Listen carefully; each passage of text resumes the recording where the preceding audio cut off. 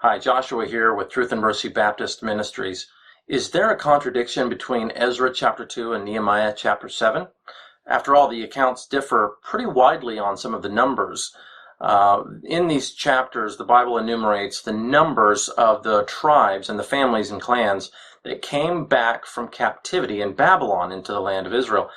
But they disagree as to how many numbers. And I mean, it's pretty straightforward, so it lends some credibility to the Bible critics who say that there are contradictions in the Bible and that the Bible can't even get its story straight.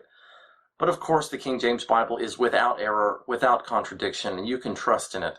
And we're going to see that there's a very simple explanation for this supposed Bible contradiction.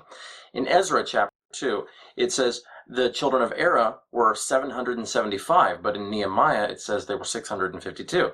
It says in Ezra that the children of Pahath Moab were 2,812, but it's 2,818 in Nehemiah. And it goes on like this for quite a few. And there are several discrepancies in the numbers.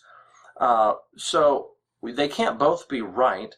Does this prove conclusively that there's a Bible contradiction? Obviously not, and here's why.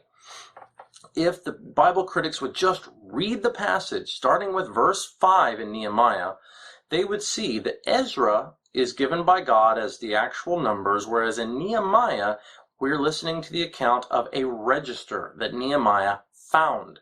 It says in verse 5 that he, quote, found a register, and then he's simply reading us what he found in that register in Nehemiah chapter 7.